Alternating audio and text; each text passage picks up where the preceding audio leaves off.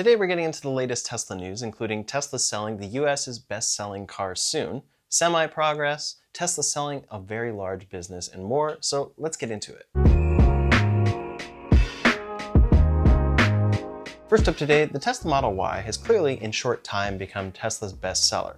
While it's their bestseller, we've also heard that it has become the best-selling car in the world and continues to hold that title. This comes in part because Tesla makes this car in 4 different factories, 2 in the US, 1 in China, and 1 in Berlin. It also fits a very particular, popular niche in multiple markets, and they've done a great job scaling it up and bringing its costs down. While the Tesla Model Y was the #1 best-selling car in the world in 2023, it has actually yet to be the best-selling car in the United States. For a while now, the Ford F-150 has been the best-selling car of its type in the US, but things are starting to shift, according to Wolf Street. In Q2 of this year, the Model Y had its highest share of the US market ever at 2.8%. That's up from 2.6% in Q1 and puts it in second place, just slightly under the Toyota RAV4. That may sound like a small number, but the vehicle in first place is the RAV4 with the same 2.8%. For the Model Y, this study specifically says, share rose to 2.8%, its highest share ever, up from 2.6% in Q1, a hair away from being the #1 best-selling model in the US. For the RAV4 in that period, it saw sales decrease from 3.2% to 2.8%, so if this trend continues, the Model Y could soon be in first place. In third place is the F-150, followed by the Honda CR-V, Chevy Silverado 1500, Toyota Camry, Toyota Corolla, and so on. The Model Y continues to demonstrate its popularity here, beating out a lot of popular household names, even in the United States. So it's exciting to consider what the future could look like, especially once Tesla refreshes that vehicle. As for overall vehicle registrations, Tesla came in 8th place with 4.1% of the market in the first half of 2024. In first is GM with 17%, so considering the fact that every other automaker on this list makes gas vehicles, Tesla holding a solid 8th with electric vehicles exclusively is additionally impressive. The EV market as a whole grew to 9% of the market, up from 8.1% a year ago, and as the article states, quote, "They continue to eat market share from ICE vehicles despite the ridiculous clickbait media coverage of declining demand for EVs." EVs continue to grow worldwide, and in the United States, as always, Tesla is at the forefront. Soon, the Model Y could become the best-selling car in the US, beating out all other household names like the RAV4 and F-150. It's impressive to see, and I'm excited to see what the future holds, especially when truly affordable new EVs make it to market. Next up today, production of the Tesla Semi has been slowly ramping up, but we don't hear much about it since it's not a consumer vehicle. Recently, it was reported that dozens of these trucks were spotted coming out of Gigafactory Nevada. At the same time, they are working on building a new factory next to this current plant, and they plan to produce semis from there next year. There only appear to be about 100 built so far, and Tesla is mostly using them internally. They've delivered at least a few trucks to PepsiCo, Walmart, Cisco, and Costco, though, so the number could be a lot larger. Now we have some new information on this truck, thanks to a new presentation from Dan Priestley, the head of the electric truck program at Tesla. At the IAA conference in Germany recently, Priestley gave some big updates, including some good news for their expansion into Europe, and a recording of it surfaced online shortly after. In the presentation, he revealed that one of these trucks has already been driven over 250,000 miles. That's the equivalent of driving the entire width of the United States almost 90 times, an impressive achievement, considering they only started making these trucks about 2 years ago. According to one attendee, these trucks are capable of traveling 1,700 kilometers, or about 1,056 miles in 24 hours. Additionally, 7.5 million miles have already been driven, with 250,000 of those coming from that single truck.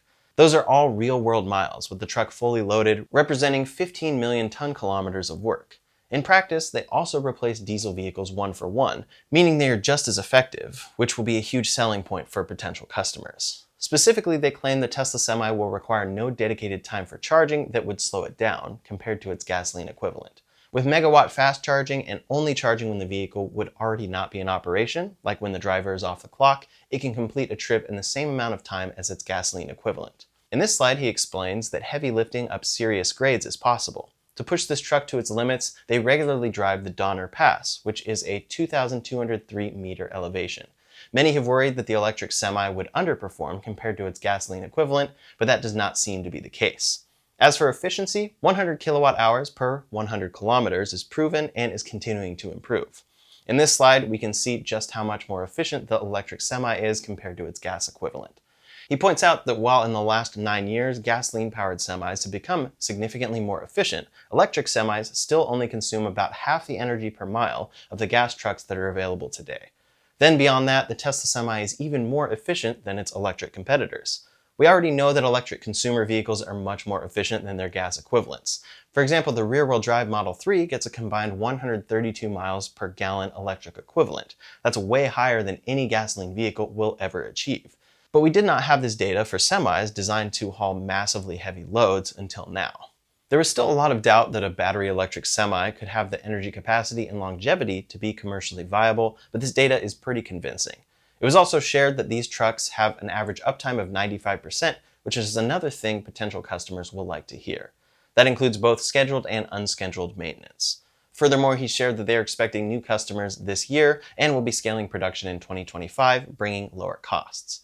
The goal for that scaling is then to reach 50,000 units per year in 2026. At the same time, they plan to scale the charging infrastructure for those trucks, which is definitely necessary for them to become a truly viable option for a lot of customers across the world. He did also say, though, that there will be compatibility with third-party charger networks across Europe. That will definitely be interesting to see, and we'll be on the lookout for this new infrastructure. He mentioned that expansion to Europe would come after ramping in North America. That definitely makes sense, but it's also likely meaning that Europe will not be seeing Tesla semis until late 2026 or 2027.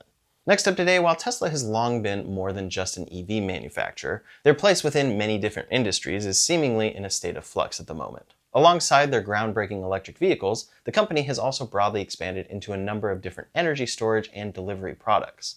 One of their most interesting services is their innovative virtual power plant, which links together thousands of power walls across select regions to buy and sell power to the grid.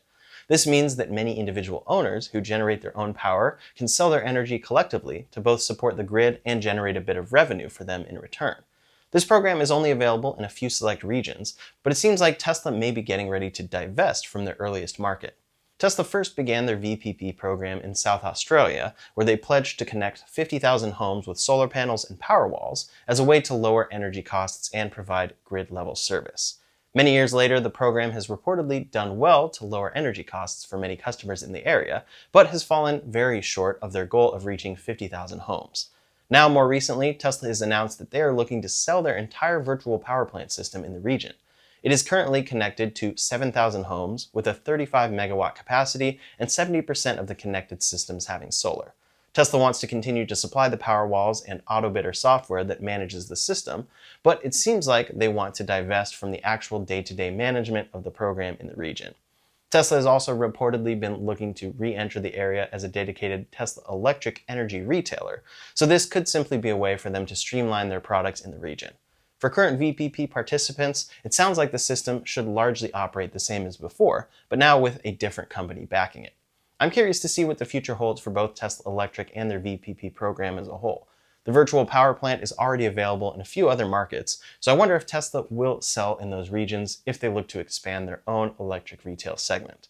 Only time will tell, but for now, the situation in South Australia could be our first insight into the developing situation. Next up today, one of the best and most useful features of a Tesla is the expansive suite of high-quality cameras placed all around the vehicle. They're useful for seeing in your blind spot for parking and enable their self-driving software. But on top of those, they are great for security. Drivers can remotely activate and watch the camera feed through Sentry mode, which can make recordings of anything that happens to your car. Plenty of accidents or cases of vandalism have been caught by this system, but now some places are taking its capabilities a bit further. Police departments across the country have cooperated with many Tesla owners to acquire the footage captured by their cars parked in public in order to solve crimes. Now, police in Oakland and the surrounding Bay Area are really planning to take advantage of the security features offered by these cars, even if the owners may not want them to. In addition to normal detective work near crime scenes, certain police departments are now actively scanning for nearby Tesla vehicles that may have recorded these events. In some cases, they have even specifically gotten warrants to tow these cars away so that the video isn't lost. That sounds pretty extreme, and for the most part, those police departments would agree with that. In all cases, they will try to work with the owner first to get the footage with their consent. Getting a warrant and then towing is seemingly reserved for very fringe circumstances, where they are working a pressing case and the owner can't be reached. Thus far, at least 3 instances have been reported of police departments towing Teslas to get access to the recorded data.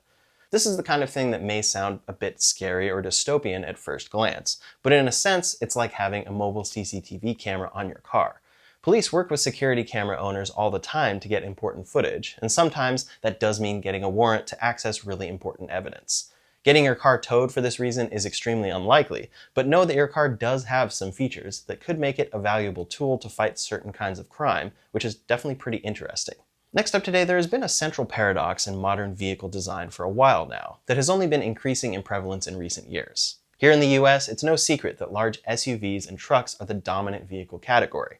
People like the spacious interiors and frequently cite the increased collision safety as a big factor in making their purchase. While these cars do a lot to protect the driver in the case of an accident, their large size is simultaneously making them less safe for pedestrians.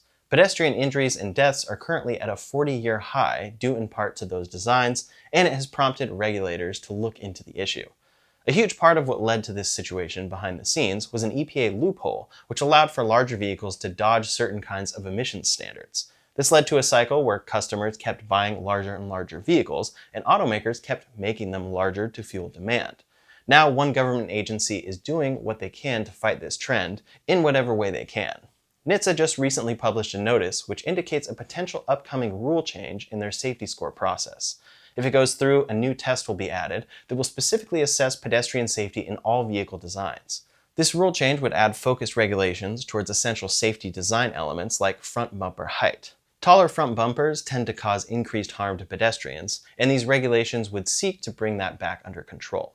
This could bring the US in alignment with more international safety standards and make more American-made vehicles sellable in other markets across the globe.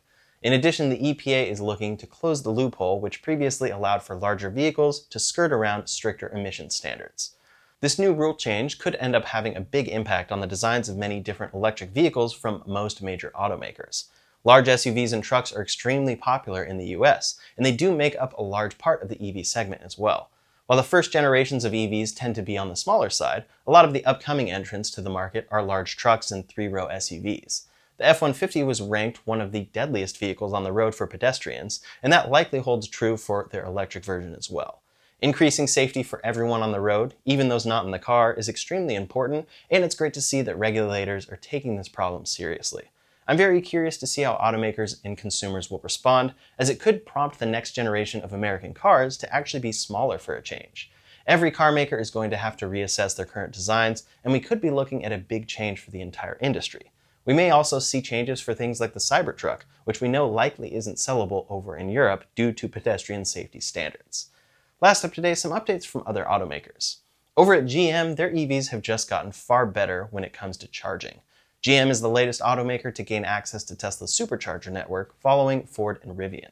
GM updated the software in their EVs to be compatible with the supercharger network, which gives Chevy, Cadillac, and GMC EVs the ability to supercharge after purchasing the GM-approved Tesla adapter for $225. In the future, adapters won't be necessary, but today this is the only way, and this is a different approach from the last two automakers who gave their customers these adapters for free.